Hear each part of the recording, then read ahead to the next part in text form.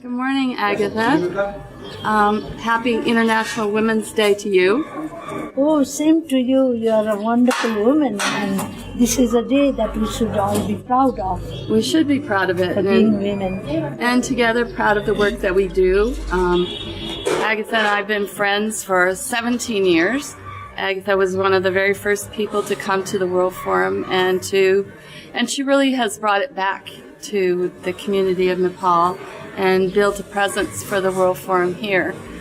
So Agatha's story about creating her organization and the work that she does is, I find, really fascinating.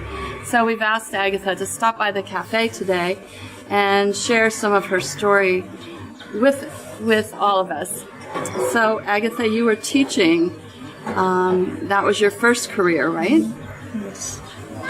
Yes, I was a teacher at one of the famous schools in Kathmandu, and the first one also a school for girls, because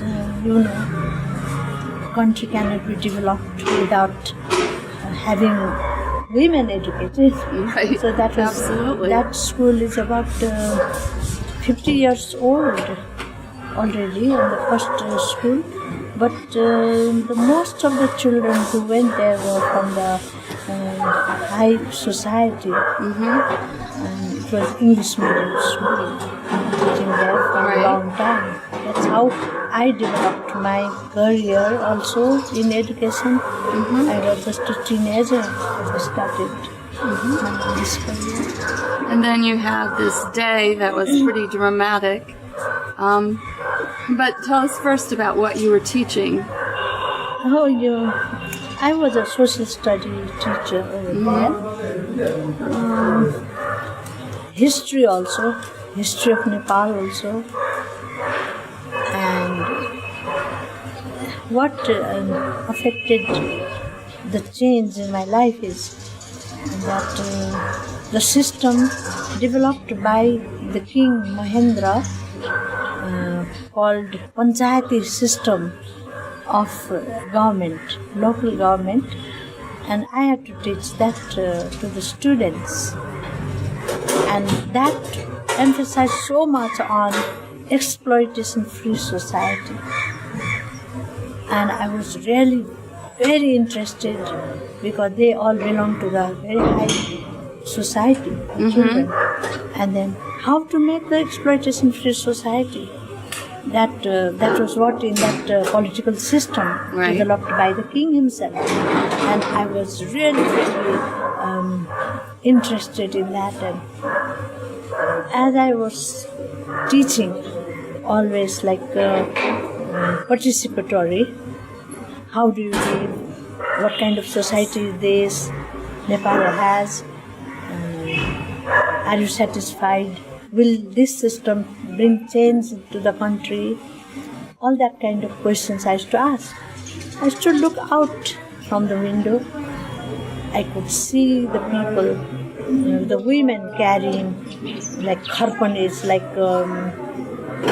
it's a method of carrying. In the baskets, you mean? In the two baskets, and the men and the women all used to carry. But especially the women of the society that touched my life is the untouchable. They were called untouchables. And what made them untouchable? It's the caste system. Okay. The caste system. So they were born untouchable. Untouchable. And their children were on the street. And the one mother used to clean up the drain outside the school, because it was a school for very good children. And the children would be playing around, and sometimes she would be carrying one on the back, one on the ground, and she would still be cleaning up and like that. And they were untouchables. And untouchables means you can't enter into their house. If you touch, you have to bathe, and all kinds of rituals were there. So how can you make this country exploitation free? That was the question I had, because I was teaching that theories of Panchayat system. And I said, you can't change this system unless we give education to this poorest of the poor. So can you just say a little bit about your organization today and what you do? Those children became friendly with me, and then the parents started trusting me, and then more and more children came. And St. James School played a very, very important role, that the children who are smart enough, they admitted them to their school. Oh, you had a relationship. So there was really a path forward for the children. Wow. And you can't believe those children could ever go to a school, a Jesuit school in Kathmandu, English medium. You see? And I started with the handkerchief because my girls, my old students, they brought handkerchiefs for them. I wanted these girls to bring nice shirts and half pants like that. But I wanted a big mirror, and then the mirror was there, a comb for each child, nail cutter, and an individual towel. Then I put it in a line in the hook, and each of them a name tag, and then with a symbol, what they see at home, the flower, the cat, the dog, the bird, like that, and turn the card, the name is written there. So soon they became used to this card. My symbol is flower, turn it, my name is Ra. Wow. So the word approaches, and they would keep the hanky clean but wipe the nose with the sleeve, because they loved that white handkerchief so much. They had never seen that white anywhere before. And they didn't want to use it. They didn't want to dirty it. And of course, the combs were there, and then each one would take their comb, read their own symbol, tagged, and then look at themselves in the mirror, and they would really feel proud of themselves, And they didn't want dirt in the nose, like this, but and walked like king, with all the pride that they came to such a nice place, That what a really transformation. Changed the image. And then this is how I started the parenting education, right from there. But I didn't know their language, but through writing, making the pictures. And they lived with pigs. Did I tell you that? No. They lived with pigs. The pigs were spread open on the street, and there was no toilet. And the toilet was on the street, and the pigs ate them and cleaned up the street. I'm talking about that Nepal. That Nepal. I'm talking about that Nepal. So, could you explain a little bit more about what it means to be an untouchable and what that meant for you working with people who were considered to be untouchable? It was discrimination. It was discrimination that untouchability was so severe. Even if you touch, maybe you have to go wash yourself out several times and then do puja and all kinds of to clean yourself.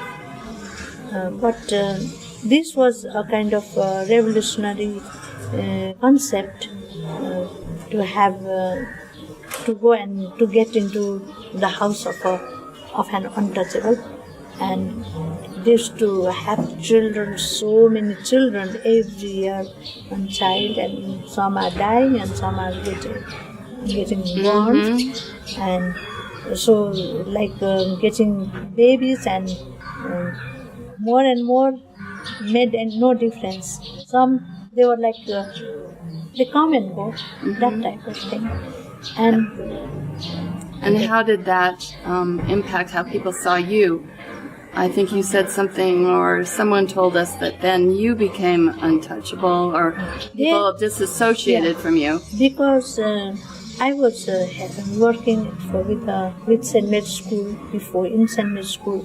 Then I was helping some other people, the community, some women, to start up new schools. And then I was helping them to, because that was the time when everyone was keen on starting a new school. Oh. So I started mine and I didn't get it registered. So the government was against me because I was running a place without registration. And when I go to register, they were not believing me because I didn't have the money, I didn't have a place of my own, I was taking shelter in somebody else's place. So they found all kinds of reasons not to register it. So in the society, when these children were brought to my house, also because I wanted to give them some different experience, give them some snacks or so on. And who really supported me is, there was one person, political person, his name was Marichman Singh. Marichman Singh, he became the Prime Minister later on. Oh. He was a political person, and they far away village from Kathmandu. There were no road system also so much developed, and he wanted a child to be admitted into St. Mary's School. So many people came to me to admit their children to St. Mary's School. But I had no power. It was justly done. And because my school was in the compound of St. David's School, a separate house, Right. they thought I had the influence over the school. Because my children went to that school.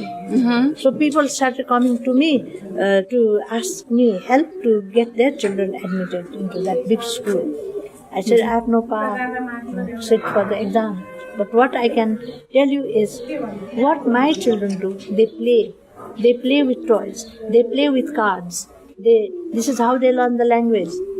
This is how they make the puzzles.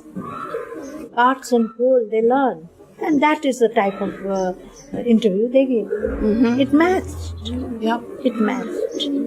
Because their interview system was based on this cognitive thinking. Right. And there were some American volunteers brought to the school to work for St. David's.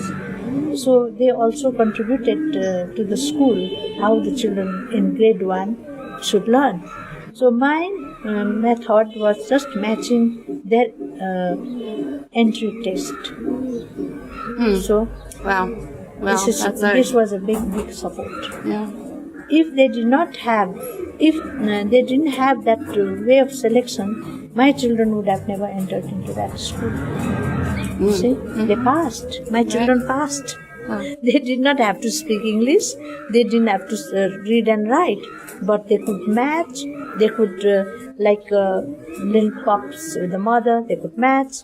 The cat, the kitten, they could match. The cow and the calf, they could match. That kind of, they had to draw a line and match, and that kind of test they were developing. So mine was a success. That's how my children also got. You have a great story. But my reason was purely to change life and to change Nepal and to change further afterwards. Right. I also opened up. Now I feel that I belong to the world. I just don't feel I belong to Nepal.